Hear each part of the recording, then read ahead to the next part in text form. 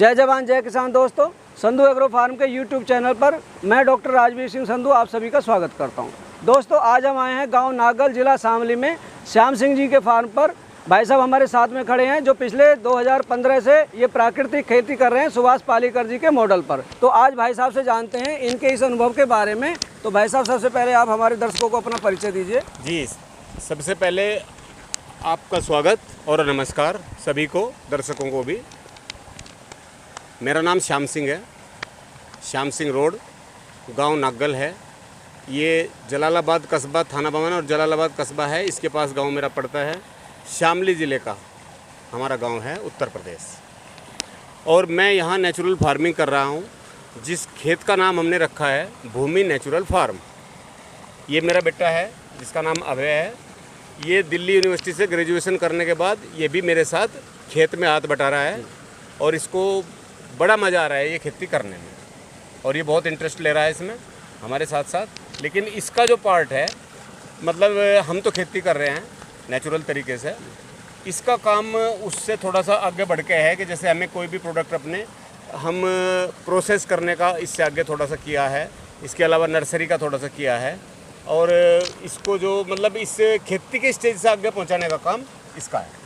ठीक है सर, ये हमारा यहाँ से ही सारा मैं आपको दिखाऊँ सब धीरे धीरे। जी जी, यहीं से हमारा शुरुआत है। ये हमारा पानी का सिस्टम यहाँ किया हुआ है। इसी के साथ में हमने एक दूसरा हौज बनाया हुआ है, जिसके अंदर हम गाय का गोबर, गोमूत्र और गुड़, बेसन, ये चीज़ें डालते रहते हैं। और हमारे जो बहुत सारे फल होते हैं बचे खुचे, जैसे अमरूद हुआ, आम के टाइम पे आम हुआ, पपीते के समय पे पपीता हुआ, या इसके अलावा कुछ बची खुची सब्जियां वगैरह जो भी होते हैं वो भी हम इसके अंदर डालते रहते हैं, जो पानी के साथ में मिक्स हो करके हमारे खेतों में जाते रहते हैं और पेड़ पौधों का पोषण करते हैं। इसके अलावा इसके साथ में एक हमने सफ़ेद ड्रम रख रखा है, जिसमें हमने जीवामृत तैयार किया है स्पेशली तरीके से, जिसमें जो बिल्कुल सुभाष पालेकर जी के अनुसार है, जिसमें गाय का गोबर, गोमूत्र, बेसन, गुड़ और एक मुट्ठी मिट्टी, सजीव मिट्टी, यानी कि जहाँ पर कभी कोई पेस्टिसाइड या दवाइयाँ न डलती हों। अब तो हमारे खेत की ही डालते हैं हम, वो डाल लेते हैं, जिससे जीवाणुओं की संख्या ज़्यादा से ज़्यादा बढ़ती है, वो डालते हैं। इसका हम खेत में स्प्रे भी कर सकते हैं और इसको पानी के साथ बूंद बूंद भी चला सकते हैं और चलाते हैं। जी जी। और बाउंड्री बताऊँ मैं आपको। सबसे पहले बाउंड्री में हमने 30 फीट पे तो कटल लिया है, इसमें जामुन भी लिया है कहीं कहीं पर, और इसके अंदर हमने बब्बू गोसा, नाशपाती और सहजन, ये चीज़ें हमने सबसे पहली रो में लिए। आइए मैं आपको आगे चलता हूँ। ये कुछ पौधे, दो एक पौधे हमने ट्राई किए, लिए अंगूर के लगा रखे हैं जी। साथ में ये जामुन है, ये अलग तरह की सेंटेड जामुन है, यानी खुशबू वाली एक अलग तरह की जामुन है। अच्छा, ये बग्गू गोसा है, और इस बग्गू गोसे पे हमारे बग्गू गोसे इस समय भी आए हुए हैं जी। ये आप देख सकते हैं। हाँ जी, ये बग्गू गोसे इस पर लगे हुए हैं। अभी बच्चा है लेकिन धीरे धीरे बड़ा हो जाएगा। ये बग्गू गोसे का पौधा है। ये हमारा नींबू है, जो कागजी नींबू जी। इसके अलावा फिर ये हमारा एक पौधा नाशपाती है, एक बग्गू गोसा है लाइन बाउंड्री पे। ये जामुन है, और इसके भी हमने वो पौधे इस पे तैयार करा रहे हैं नर्सरी के लिए। ठीक है, लोगों को देने के लिए भी और अपने यहाँ लगाने के लिए। ये फिर से हमारा बग्गू गोसा है, इसके ऊपर भी ये फ्लावरिंग चल रही है अभी भी इस समय पे। इसके अलावा फिर से ये नींबू का पौधा है, ये नाशपाती का है, ये कटहल का पौधा है, और ये एक वेटिवर ग्रास है, ये पीछे भी थी वहाँ पर। अच्छा। और ये वेटिवर ग्रास आप जानते होंगे, तो वेटिवर ग्रास है, ये खस भी बोलते हैं इसको। अच्छा, बहुत अच्छी चीज़ है जो पौधों को पानी की पूर्ति भी करती है। अच्छा, अच्छा। प्रकृति से लेकर, और इसका तेल भी निकलता है इसकी जड़ों का, बहुत महंगा बिकता है। इसको दिखाऊँ मैं, ये हमारा पामा रोजा है। अच्छा, पामा रोजा आता है, इसका भी तेल निकलता है। ये वैसे ही हमने सौंखिया वैसे ही लगा रखा है एक पौधा। किस काम आता है इसका तेल? इसका सेंट, मतलब ये जो सौंदर्य के सामान बनते हैं, अच्छा, उसमें काम आती है जी। इसके अलावा ये हमारा केला है एक, जो इलायची केला के नाम से है, साउथ का केला है, जो खाने में बहुत स्वादिष्ट होता है, खट्टा मीठा स्वाद होता है इसका। अभी लगा रखा है जिसको पत्थर बेल कहते हैं। अभी इस पर फ्रूट नहीं है। इसके अलावा जितने भी हमारी बाकी ये लाइनें हैं, लाइनें हमारी उत्तर दक्षिण होती हैं, इनके बीच में हमने एक लाइन में अदरक, एक में हल्दी भी लगाई हुई है। यहाँ पर हल्दी का पौधा ये दिख रहा है आपको, अदरक का थोड़ा छोटा है, अभी पीछे दिखाई दे रहा है वो अदरक के पौधे। ये लाइनों से लाइनों की दूरी कितनी है और पेड़ से पेड़ की दूरी कितनी है? हमारी लाइनों से लाइनों की तो दूरी तो फिक्स है जी, लाइनों से लाइनों की दूरी हमारी 7.5 फीट पे हमारी लाइनें हैं ये सारी। अच्छा और ये जो हमारे पेड़ से पेड़ हैं इसमें कोई फिक्स नहीं है। अच्छा मतलब कुछ चीज़ें फिक्स हैं, जैसे अमरूद फिक्स है। अमरूद लाइन में अगर आप देखोगे तो 15 बाई 15 पे हमारा ये 15 फीट पे ही हमारा अमरूद है लाइन में। जी, मतलब 900 स्क्वायर फुट में आपके 45 पौधे हैं। जी जी, ये हमने एक बस नेचुरल जंगल मान लीजिए आप इसको, बिल्कुल जंगल बना दिया जी।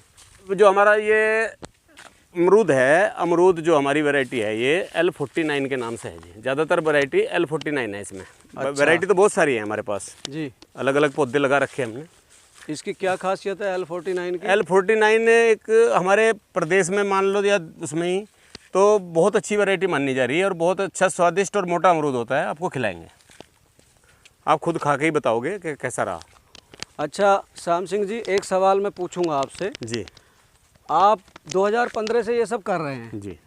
प्रेरणा कहाँ से आई इस सब करने की? आप सुभाष पालेकर जी को अपना गुरु मानते हैं जी, ये सब प्रेरणा आपको कहाँ से आई है सब ये लगाने की? जी, सुभाष पालेकर जी से तो मेरा परिचय बाद में हुआ जी। उससे पहले प्रेरणा तो हमें अपने बाबा जी से मिली थी जी। अच्छा हमारे जो बाबा जी थे जी, वो भी बाग के बहुत शौकीन थे। अच्छा और पहले हमारे पास मतलब जब से हम पैदा हुए हमारे यहाँ बाग रहे हैं। एक खेत तो मतलब पूरी ज़मीन का एक हिस्सा थोड़ा सा बाबा जी जरूर रखते थे बाग का जी। उसके बाद फिर पिताजी को भी शौक था। पिताजी अच्छा। ने भी एक हिस्सा, हमारा जो बड़ा आपने आम का बाग देखा आपने जी, ट्यूबवेल के जी, पास, जी। वो हमारे पिताजी का लगाया हुआ है। तो उसके बाद यही शौक उनसे चलिए परंपरागत है हमारा चलता हुआ आ रहा है जी। अच्छा। अब फिर अब आगे हमें शौक हुआ, आगे हमारे बच्चों को शौक हो गया जी, इसको अभय को भी, ये भी बहुत शौकीन है इसका और बड़े शौक से चला रहा है। क्योंकि इसमें आप यूरिया और DAP का तो कोई मतलब ही नहीं डालने की, वो तो कोई क्योंकि मतलब आपकी ही तो नहीं है। प्राकृतिक खेती है बिल्कुल, गाय का गोबर और गौमूत्र पे आधारित हमारी सारी खेती है जी।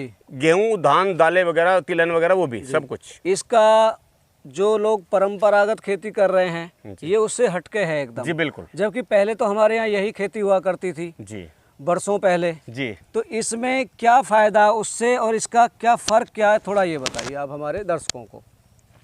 देखो जी, इसमें क्या है, ये सघन बागवानी है जी थोड़ी जगह में ज़्यादा पौधे हैं। जी थोड़ी जगह में ज़्यादा पौधे होने का मतलब है कि ज़्यादा फल आएगा उनके ऊपर। जी परंपरागत जो पुराने बाबा जी का लगाएगा समय का बाग था, पिताजी का लगाया हुआ बाग है, जी तो वो बहुत दूरी पे हमारे 40 फुट पे एक पेड़ है जी यहाँ हमारा 30 बाई 30 फीट के अंदर ही 45 पौधे हैं। जी तो डिफरेंस ये है कि अगर हम थोड़ा थोड़ा सा भी इनके ऊपर फल आएगा जी तो वो उस एक पेड़ से ज़्यादा होगा। हाँ, मतलब क्वांटिटेटिव जी जो है थोड़ा थोड़ा करके उससे ज़्यादा बढ़ जाएगा ये। दूसरे हमारे खेत में विभिन्न प्रकार की फसलें हैं ये जी फलों की। जी पूरे साल कोई सा ना कोई सा फल हमारा चलता रहता है। जी पूरे साल हमें इसमें से कुछ ना कुछ मिलता रहता है, आमदनी चलती रहती है, जो बहुत ज़रूरी भी है।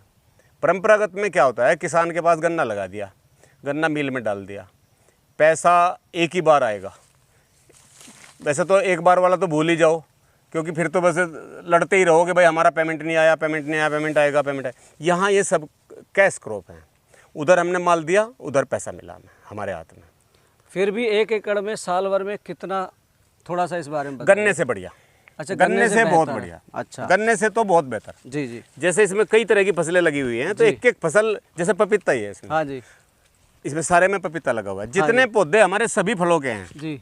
उतने ही पौधे हमारे केवल पपीते के हैं। अच्छा और ये पपीता ही, अगर आप पपीते को देखें तो अकेला पपीता ही गन्ने से ज़्यादा देता है। अच्छा इससे पहले केला था इसमें, जी, जिसके पौधे अभी भी कहीं कहीं हैं इसमें, इस खेत में 2 मतलब एकड़ पहले केले का मॉडल था मेन, हाँ साथ जी। में दूसरे वृक्ष थे, अभी ये पपीते के मॉडल पे आ गया है। हाँ। पेड़ सारे हैं। क्योंकि केले ने 3 बार फसल, हमें 3 से 4 बार फसल कुछ दे ली थी, कुछ जी। पौधों ने 3 बार, कुछ ने 4 बार। जी और उसके बाद वो मतलब उसकी जड़ें थोड़ी सी ऐसी हो गई थी वहाँ से कि वो जल्दी गिर जाता था। अच्छा। मिट्टी बहुत खाद की तरह हो गई थी। अच्छा वो बहुत जल्दी गिर जाता था, तो वो हमने हटा दिया और उसकी जगह हमने पपीता लगा दिया। जी जी।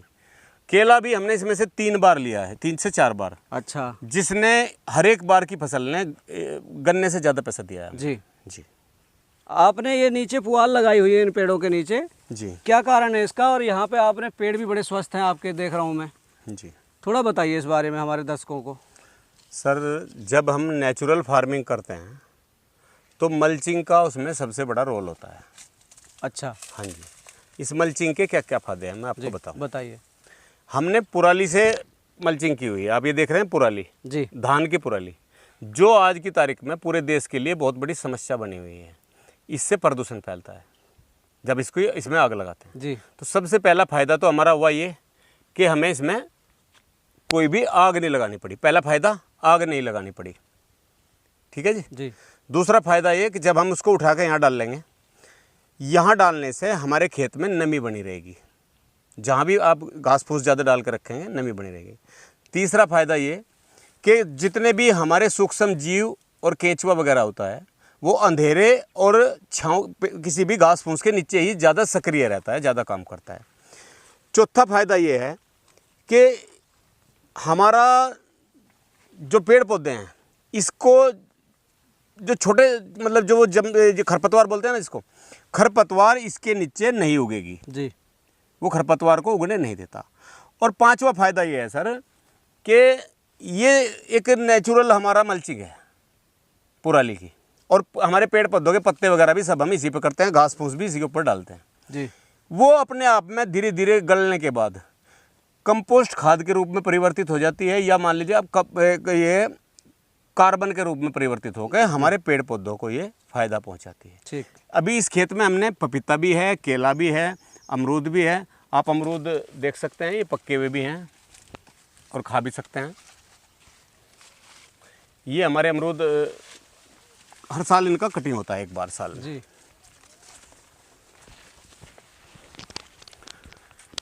इसके अलावा इसमें पपीता लगा हुआ है जिसकी हमने पूरे साल पिछले साल फसल ली है। ये पपीता हमारा यहीं से लगना शुरू हुआ था। हम आपको पुराने फोटोग्राफ्स कुछ दिखा दें। जी जी, बिल्कुल जड़ से लगना शुरू हुआ था और ये लगते लगते टूटता चला गया। पूरे साल पिछले साल फसल दी और इस साल भी हमने 1-2 बार मंडी में भेज चुके।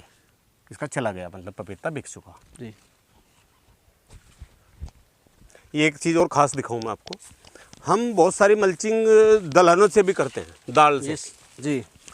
ये आप देखेंगे ये एक उड़द का पौधा है। अच्छा। और ये पूरा एक ही पौधा है जी। ये हमारी जो बेल वाली वैरायटी है, बेल वाला उड़द, जी। इसकी बहुत बड़ी बड़ी बेल फैलती हैं। ये पूरा एक ही पौधा है, मैं आपको दिखाऊं इसको, देखो ये पूरा एक ही पौधा, ये इसकी जड़ है। हाँ जी। ये इसकी जड़ है, ये केवल एक ही पौधा है। और इसकी जो दाल होती है खाने में वो बहुत अच्छी होती है। अच्छा। और इसकी बेल अभी फैल लेंगी, अभी तो ये छोटा ही है। एक तो ये मल्चिंग का बहुत अच्छा काम करता है। उसके बाद हम क्या करते हैं, इसकी फलियां तोड़वा लेते हैं जी। और और इसको यहीं ज़मीन पे डाल देते हैं। ठीक। एक इसका सबसे बड़ा रोल होता है, नाइट्रोजन को, वातावरण से नाइट्रोजन को कैप्चर करता है जी। और हमारे पेड़ पौधों को उपलब्ध कराता है। ये एक सहयोगी फसल भी है जी। जो शुरू से लेकर आखिर तक हमारे पेड़ पौधों को फायदा पहुंचाता है। फिर मल्चिंग में काम आ जाएगा, जब ये खत्म हो जाएगा तो मल्चिंग में काम आएगा। और इसी के साथ साथ इसमें सारे खेत में ये हल्दी भी है। हमारे जितने भी पौधे हैं, जैसे लीची का पौधा है, जी। हमने इसको मदर प्लांट के रूप में अब इनको इस्तेमाल, हमने इनका फल देख लिया कैसा है। अच्छा। बहुत अच्छा फल है। ये प्लांट्स हमारे आए थे मुजफ्फरपुर बिहार से। जी। इनका हमने फल देख लिया, हमें फल बहुत अच्छा लगा, तो अब आगे हमने इन्हीं के ऊपर पौधे तैयार कराने शुरू कर दिए। जी। जैसे ये हमने गुट्टी बांध रखी है, इनके ऊपर बंधवाई है। अच्छा। हाँ, अब इनमें रूट्स निकल जाती हैं। जैसे इसमें रूट्स निकल गई, ये इसमें बनी हुई हैं रूट्स, जड़ें बन गई। और जड़ें बनने के बाद अब इसको हम यहाँ से पीछे से काटेंगे और वहाँ पर इसको बाग के अंदर पन्नी में लगा लेंगे।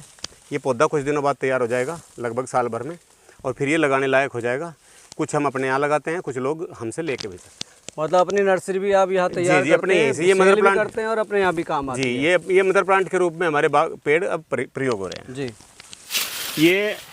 ये आप देख रहे हैं, ये हमारे बाग के अंदर ही एक लावारिस गन्ना एक उग गया। और इसको उगने के बाद आप देखिएगा, इसकी कोई किसी तरह को इसको कोई केयर नहीं करी गई किसी भी तरह से, और इसका गन्ना देखिए आप कितना मजबूत है। तो इससे ये निष्कर्ष निकलता है कि अगर हम बहुत अधिक दूरी पे भी पौधे लगाएं और मतलब उसमें सिर्फ मल्चिंग हो और पानी दूर रखा जाए तो गन्ना ऐसा भी हो सकता है। ये देखिएगा आप, मेरे मतलब हाथ के जितना मेरा गन्ना है, ये है, ये देखिए आप कितना मोटा, ये मेरे हाथ जितना मोटा गन्ना है, कितना अच्छा ये हो गया है।